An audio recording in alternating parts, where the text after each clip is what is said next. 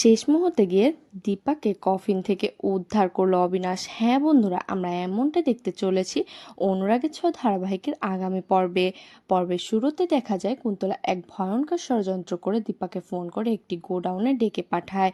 দীপা সেখানে পৌঁছানো মাত্রই কুন্তলার লোকেরা তাকে ধরে ফেলে এবং জীবন্ত অবস্থায় জোর করে একটি কফিনের মধ্যে ঢুকিয়ে দেয়, কফিনের মুখটা আটকে দেয়। কুন্তলার উদ্দেশ্য ছিল এটাই, যেন যে কোনো মূল্যে সূর্যের বিয়েটা সম্পূর্ণ করা যায়, কারণ বিয়ে হয়ে গেলে দীপা সেনগুপ্ত বাড়ির ফেরার সব রাস্তা চিরতরে বন্ধ হয়ে যাবে। এমন অবস্থায় দীপাকে কফিন বন্দি করে রেখে কুন্তলা নিশ্চিন্তে সেনগুপ্ত বাড়ি ফিরে আসে। অন্যদিকে দেখা যায় বাড়িতে মাকে দেখতে না পেয়ে রূপা আর কৃষ্ণের চিন্তা বাড়তে থাকে। তারা সব জায়গায় দীপাকে খোঁজাখুঁজি করে কিন্তু কোথাও খুঁজে পায় না। রূপা বারবার তার মাকে ফোন করতে থাকে কিন্তু ফোনটা বন্ধ পায়। তখন রূপার মনে ভয় কাজ করে এবং সে বুঝতে পারে তার মা নিশ্চয়ই বড় কোনো বিপদে পড়েছে।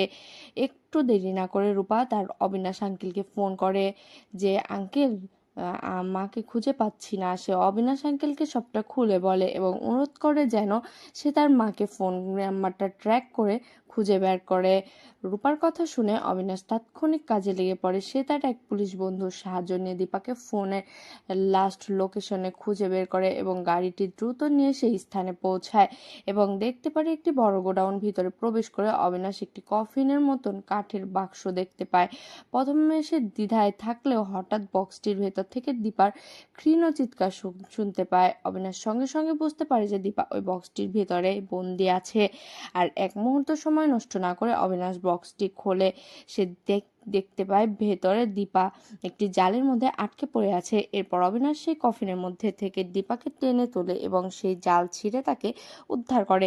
তো বন্ধুরা, কি হতে চলেছে? সেনগুপ্ত বাড়ি ফিরে দীপা কি কুন্তলাকে উচিত শিক্ষা দিতে পারবে?